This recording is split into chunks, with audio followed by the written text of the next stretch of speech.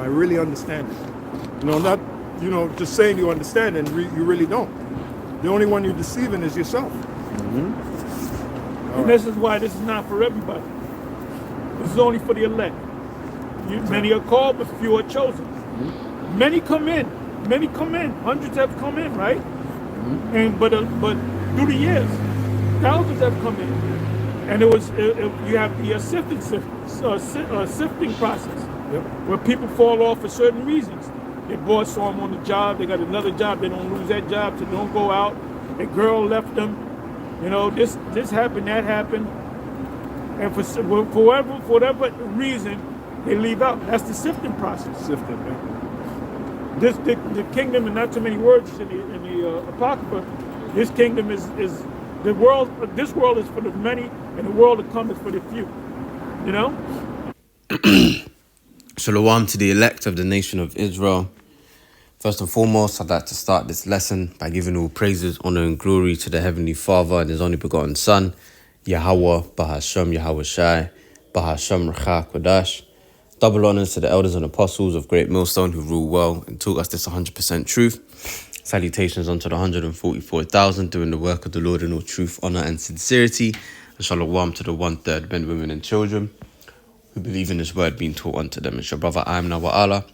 I'm back at you with another lesson entitled, The Most High have created this world for many, but the world to come for few.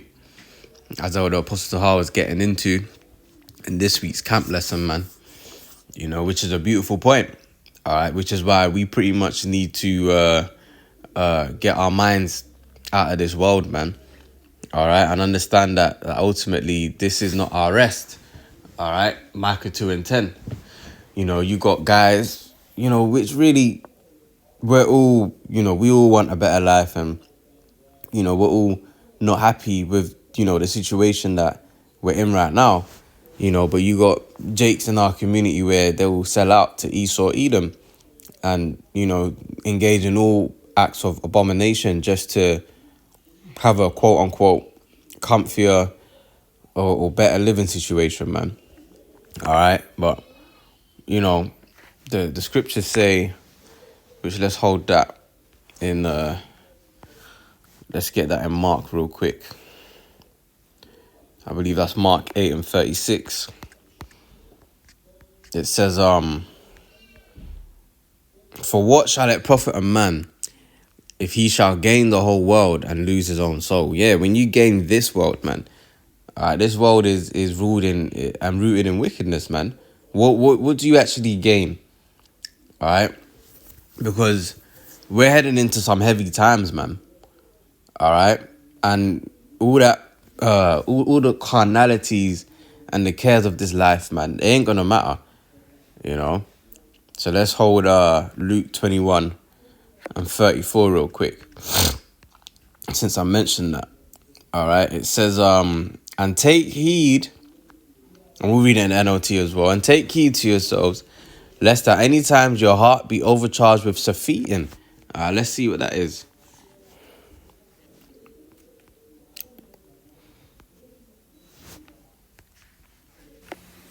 Strong's G 2897, Kraipale, Kraipale, Thayer's Lexicon, related entry, Krepale, Krepale. It says the giddiness and headache caused by drinking wine to excess. It basically means to do anything in excess, right? Let's look it up. All right. Yeah, there you go. Excess. An excessive amount of something. Yeah, so, the scriptures say in Proverbs 11:1 that a false balance is an abomination to the Heavenly Father, but a just weight is His delight, man. We're not here pushing that, oh, yeah, you need to be, locked into the Spirit 24/7, all right? But I'll say this, though. The more often you are locked into the Spirit, the better, all right? The scriptures tell you that the Spirit is willing, but the flesh is weak, all right? But with that being said, we still need to operate within a balance, man. You can't just, same way, when you was in school, you couldn't just read a textbook from morning till night, man. You know, even being in school, you wouldn't do that. In school, you'd you know, I had like period 1. After that, I'd go to my form tutor. You know, period 1 for like an hour. Then you go to your form tutor for about 20 minutes. Then you have your little break time in the playground and that. Then you go into period 2 and 3. Then you have lunchtime. And then, you know, I had period 4 and 5, and then it was home time. So it was balanced. It wasn't, you just go to school, and from the moment you step foot in the school, your eyes are just on words on a piece of paper all the way up until you leave school. No, it's all about balance, man. So you don't want to be getting too caught up in the cares and affairs of this life, man. You know, like if you're a brother that's into the football, you know, you can still watch football. You know, Apostle Paul, he was into, you know, the whole sports thing, man. All right, you know, the circus and bread that they had going on during that time. All right, that's why he made a lot of references to, you know, like sporting references. All right, and that's why he even had the scripture said, you know, bodily exercise profiteth little. You know, but it profits, man. Okay. But the main thing that we need to be exercising is the spirit. All right, that's the top priority. All right, everything else kind of just follows after that, man. All right, but the point is not doing anything in excess. All right, you know, the scriptures say in Ecclesiastes 7, be not righteous over much and be not wicked over much, man. For why shouldest thou destroy thyself? All right, Luke 21 and 34 again. And take heed to yourselves, lest at any time your hearts, meaning your mind, be overcharged with surfeiting and drunkenness and cares of this life, so that day comes upon you unawares. And, you know, we don't want the day of the Lord to come on us like a thief in the night, man. Which really is only going to come as a thief in the night for those who ain't watching, man. But the elect, all right, they're on their watch. You know, the scriptures say what? To watch as well as pray. So on top of us watching for, you know, the prophetic events play out, we are praying also, man. You know, what did Habakkuk say? I have heard thy speech and was afraid. We're afraid, man. And we just hope that, you know, when all is said and done, we be found in the good graces of Yahweh Ba'ashim Yahushai. That's why we need to give diligence to what? To make our calling and election sure. And that's why the elder apostles, beginning with elder apostles Ahar, you know, they keep drumming that, you know, beating, you know, you know, they keep letting us know of that message, man. You know, we got to do the work, man. You know, much is given, much is required, man. All right, so let's read this in the NLT and we'll move on. It says, watch out. Don't let your hearts be dulled by carousing and drunkenness and by the worries of this life. All right. Don't let that day catch you unawares like a trap, for that day will come upon everyone living on the earth. So there's not a single soul here on earth that's not going to experience the day of the Lord, man. You know, you got guys talking about, you know, you mainly get that around the older generation. They like to say, not in my lifetime, not in my lifetime. But the scriptures say, this generation shall not pass away until my words be fulfilled. Let's see if we can pull that.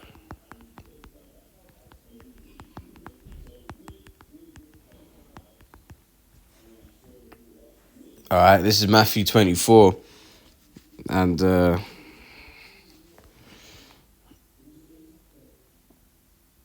Matthew 24 and verse 24, and it reads, verily I say unto you, this generation shall not pass till all things be fulfilled. All right, so there you have it, man. So this, you know, and the scriptures talk about a wicked and adulterous generation. This generation is wicked and is most certainly adulterous, man. All right, so how can you say with your chest, not in my lifetime, man? Okay, this thing is really getting ready to happen, man. There's so much going on. Truth be told, it's hard to keep up.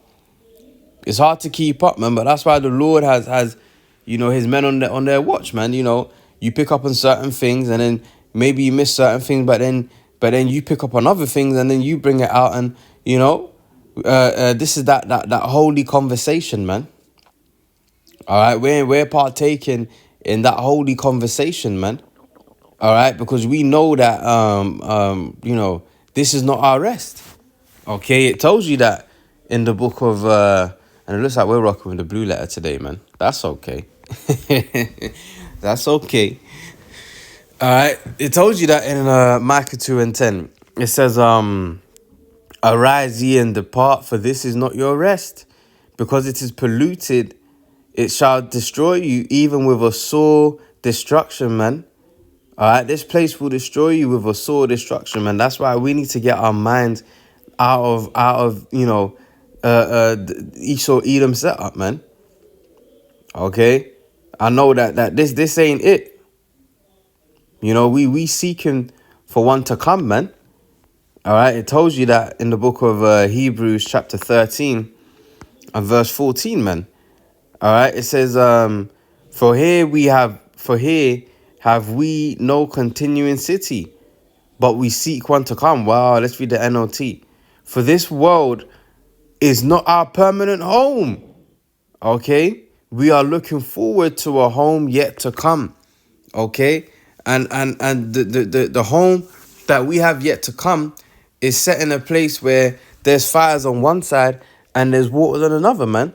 You know, we're gonna have to go through the various different trials and tribulations to reach our destination, man, which, Lord willing, is salvation. All right.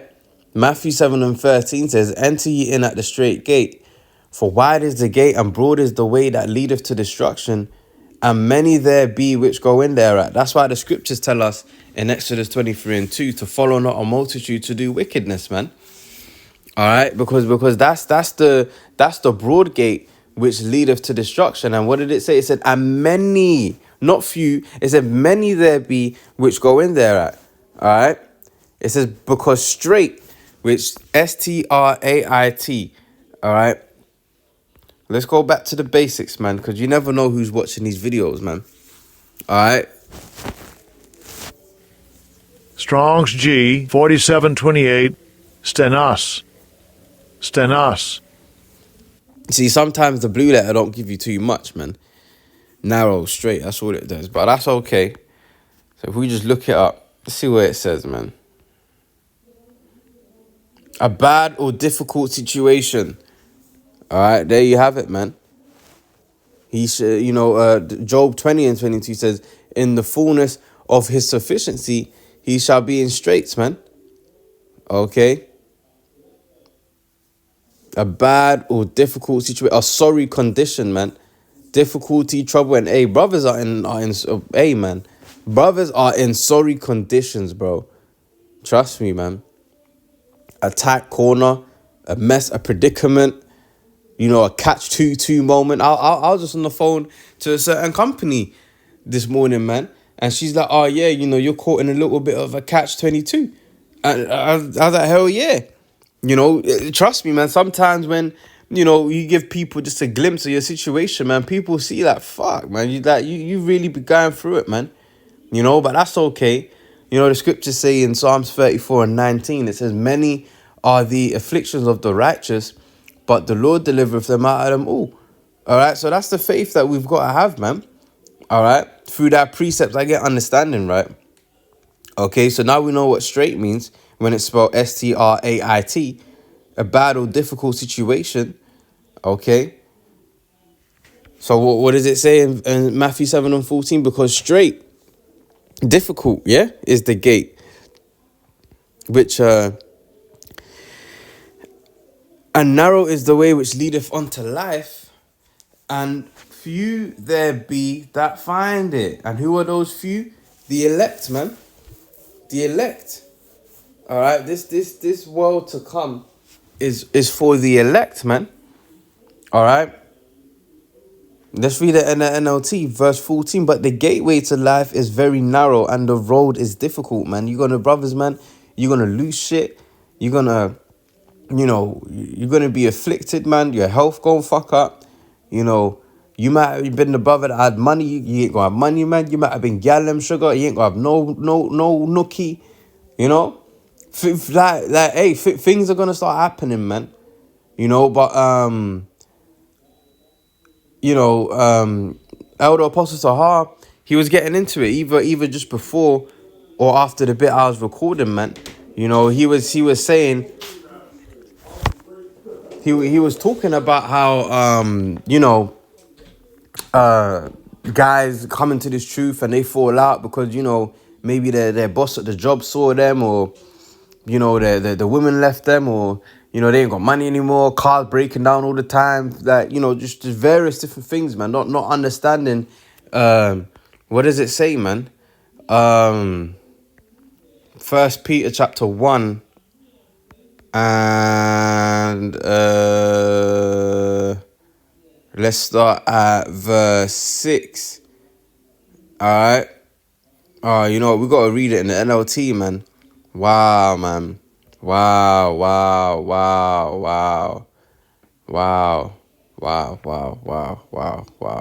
Let's read that in the NLT, man. Let's read it in both. 1 Peter 1 and 6 in the KJV. Wherein ye greatly rejoice, though now for a season, if need be, ye are in heaviness, through manifold temptations. Right? You catching hell, man. That the trial of your faith, being much more precious than of gold that perisheth, though it be tried with fire, might be found unto praise and honor and glory at the appearing of Yahushua HaMashiach. Alright? So it's like, better is the end of a thing than the beginning thereof, man. Alright? It's going to be, all this suffering that we're going through, the trials and tribulations, is going to be found unto praise and honor and glory at the appearing of Yahushua HaMashiach, man. Okay? And Yahushua was the ultimate example and is the ultimate example of suffering, man. The scriptures say in the book of Isaiah that he bared our infirmities, man. So all the hell that we're catching, man, Yahushua, he actually, he done been through it, man. He worn the t-shirt, man. All right? He feels our pain. Okay? He knows what it's like to be in the flesh. Okay? 1 Peter 1 and 6, he conquered the flesh, man. All right? 1 Peter 1 and 6 in the NLT. So be truly glad. There is wonderful joy ahead, even though ye have to endure many trials for a little while, man. And the scriptures, as they say in the world, ain't capping, man. Like, you just think that just because you see brothers on the camera, you see them, at camp and whatnot, you think everything is all sweet, man. Ain't nothing sweet, man. Okay? Ain't nothing sweet. But it's okay, because really what's sweet is this wisdom, knowledge, and understanding that we possess, man.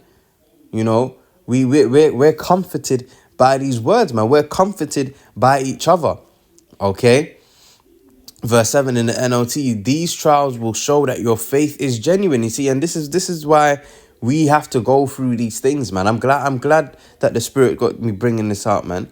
It says these trials will show that your faith is genuine, because it's easy for a motherfucker to say, I believe in the Lord. I believe when I'm a believer. When you got money in the bank account,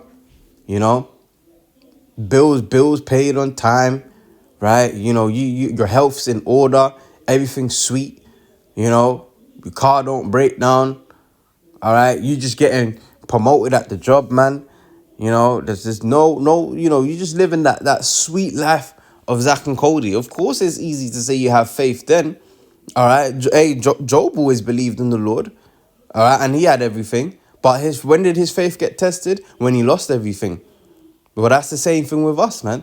And it's like, you got to see it this way. If we're heading into the worst time in human history, man, we are going to need our faith to be rooted in Yahweh B'Hashem Yahshai. Not none of the, you know what, man, I don't really know, So the Lord has to put us through these situations and deliver us out of these various different calamities for us to have faith in him, so that we have what I like to call reference points. Like, well, you know what, man? I was going through this situation and the Lord delivered me. I was going through that situation and the Lord delivered me. What's different now? Why can't the Lord deliver me out of this now? All right. So you want to have like a compilation of various different trials and tribulations that the Lord has put you through and has delivered you. And then on top of that, we have the accounts in the scriptures, man. All right. So let's finish this out. 1 Peter 1 and 7 in the NLT. These trials will show that your faith is genuine. It is being tested as fire tests and purifies gold. Though your faith is far more precious than mere gold. So when your faith remains strong through many trials, oh my goodness, it will bring you much praise and glory on the day when Yahweh Shai HaMashiach is revealed to the whole world. 1 John 3 and 2 tells you that, although it doth not appear what we shall be, we know that when he shall appear, we shall be like him, for we shall see him as he is. Now, Isaiah 47 and 3 tells you how, Yahweh Shai ain't coming to meet thee as a man. So he coming with that spiritual power. He coming as an all-powerful angelic force, man. And we're going to be joint heirs unto him. So we're going to be in that same stead as well. And now, if you ask me, that sounds like something worth fighting for. That sounds like something worth suffering for, man. Brothers are damn near giving up their whole lives, man, to follow after Yahweh Ba'ashim Yahushai. Brothers are dead to this world, man. We just users of the world, not abusers of it.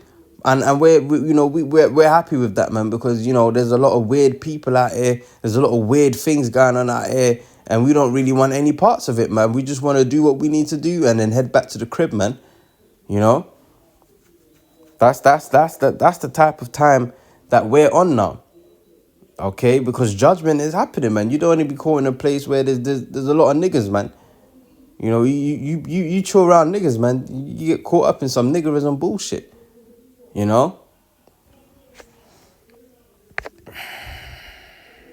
Second Esdras 8 and 1. And he answered me, saying, The Most High have made this world for many, but the world to come for few. Let's see what the GNT says. Never read it in the GNT.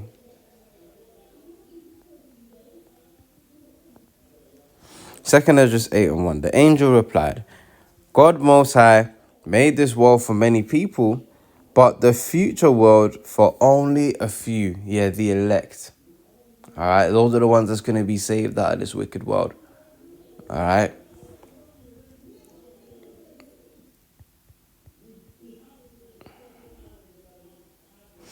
Let me jump back to the KJV now. And then I might go back to the GNT. Verse 2, I will tell thee a similitude, Esdras, as when thou askest the earth, it shall say unto thee that it giveth much mould whereof earthen vessels are made, but little dust that gold cometh off. Even so is the course of this present world. There be many created, but few shall be saved. And we're just praying and we're just hoping to be a part of the few, man. That's all we're praying and hoping for, man. Because we know that it will not be well with the wicked, man. All right. Why is it that when these prophets, these ancient prophets had these visions of the time that we're heading into, that's fastly approaching, they was troubled, man. They were sick, But you guys think that the times we're heading into is going to be a walk in the park, man. You guys have lost your minds. Okay. When you jump down to verse 50, what does it tell you? It says, for many great miseries shall be done to them that in the latter time shall dwell in the world, because they have walked in great pride. All right. And the Most High resisteth the proud, man. Even Leviathan, he's going to be coming onto, he's going to be feeding off those individuals that have pride, man. It tells you that in the book of, I think it's Job 42, man. All right. He's a reprover of those that have pride, something to that effect. I haven't read it in a while. All right. Second Esdras 8 and 50 in the GNT. It says, the people of this world who have lived their lives in pride and arrogance will suffer many things in the last days. All right. That's just what it is, man. That's what it is. That's what it's saying, man. We'll suffer many things in the last days, man. But when you go to Proverbs 11 and 4, it tells you that riches profit not in the day of wrath, but righteousness deliver from death, man. So really, when you weigh things out, Akim, man, we're better off just suffering for righteousness' sake, man.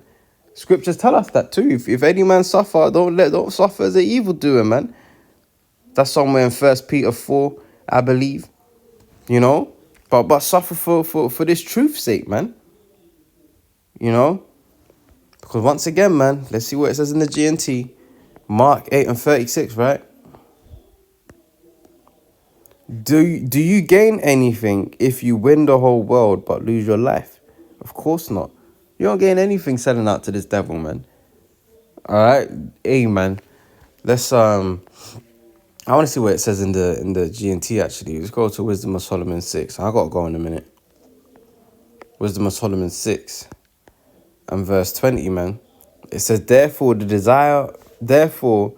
Salakia, this desire for wisdom can prepare you to rule a kingdom. So then you that rule the nations, well, really, it should be you that's getting ready to rule the nations, because we ain't ruling the nations now, but we should be, okay? Which we are getting ready to do so in the next kingdom, being joint heirs with Yahushua. It says, if you value thrones and symbols of authority, honor wisdom so that you may rule forever. All right? So rather than selling out and now you got to get on all fours and do all kind of decrepit acts, why don't you just honor wisdom so that you may rule forever, man? See, man, guys are just lost in the sauce, man. All right? And the scriptures talk about the simplicity in Yahushua, man. All right? So really, if you desire lofty positions, dominion, things of that nature, then you have to honor wisdom, man, because that's where it's all at. Okay? And not be on no funny shit, man. All right? But yeah, man, I think I'm going to wrap it up there for this video. All right? I pray, Lord willing, I hit the point with this video. Lord willing, it was edifying. And until the next time, I say shalom.